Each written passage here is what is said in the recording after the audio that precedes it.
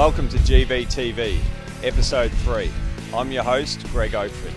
On this program, we're going to take a look at the 2015 Mazda Victorian Four-Ball Championship, hear what it takes to feed over 200 people from our resident chef at the National Golf Club. Jack Wilson will step us through some junior golf equipment, and David Greenhill will join David Blake to sharpen up your rules knowledge.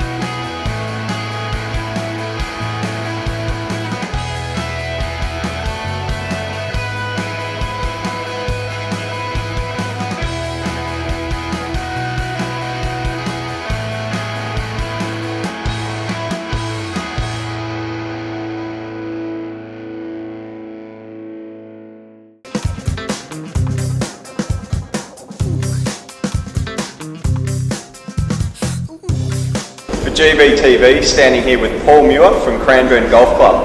Paul, earlier this year, Spring Valley Golf Course, you had a hole-in-one, and it was hole 10 at Spring Valley. Yep, that's right. What club did you hit? I hit a 6-iron, hit the green and then spun right straight to the hole. For GVTV, standing here with Mazda Victorian State Manager James Rosengarten. James, we're standing at the National Golf Club, final round of the Mazda Victorian Four-Ball Championship. It's been the first year that Mazda's become involved with the tournament. Why was the decision made? Yeah, look, we were really excited to get behind golf in Victoria. The event's partly sponsored by Mazda Victoria, but also by the Mazda dealers in Victoria. And the Mazda dealers are, a big part of the local communities in their area. We know the golf clubs are, so we wanted to get the pair the two together, and it's worked out really well. Standing here with Pam Sharper and Karen Brown from Sale Golf Club. Qualified before. Karen's been lucky enough to come second and third in previous years, but I've just never played well when I've come down here. 2015 mixed winners of the Mazda Victorian Four-Ball Championship, Heather and Harry Smiles. You must be wrapped with the outcome. Yes, very excited, thank you. Yeah, it was a great day, lots of fun, and just got over the line in the end, which was good. How did you go yesterday, and how did you follow up today? Harry played amazingly yesterday. He carried us the whole way. He actually shot 2 under par himself without even me. Is that true, Harry? Yes, yeah, it was a good one for me, one of my best, so I was happy with that. Heather contributed a massive amount today. I'm standing here with Alan and Ricky from Wellington Links Golf Club. And tell us about the journey, how you got here. Where was the qualifier and how many points did you have? We qualified second at Rosanna Golf Club. We just scraped in with 43 points. Lady Luck was on our side, and we were so happy just to make it into the finals. Have you played an event together before? Yes, we have. Yeah, we've played in RACV competitions, and we also make to the final day. And we'll be playing there in May 23rd, I think, 4th. Yeah.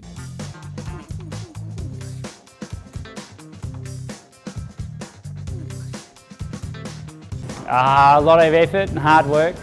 We start a couple of days prior to the event, ordering in all the items. So preparing for salads, a lot of mouths to feed. So most of the bulk of the work really is done before all the players get here. So this morning's really more about putting everything together so it's nice and fresh. This morning we had Melly on. She was on early, about 5 o'clock, because quite a few breakfasts for the early ones in this morning. And the rest of us were in probably around about 8:30 to sort of start getting ready, searing a lot of sausages, 400 sausages.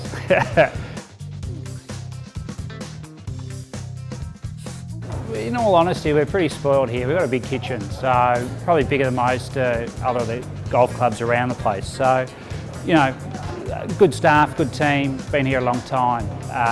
So yeah, we manage pretty well. Hi David, hi everybody. David Blake and David Greenhill with you for their rules segment here, and today we're going to look at what we can and can't do in a bunker before we play our first bunker shot.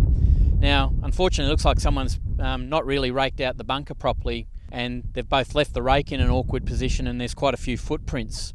Unfortunately, in this case, you're going to have to play that bunker shot. You can't have these footprints repaired, because if you did so, you'd be penalised 2 strokes in stroke play or loss of hole in match play. We are allowed now as players to smooth out the bunker prior to playing our first bunker stroke in caring for the course.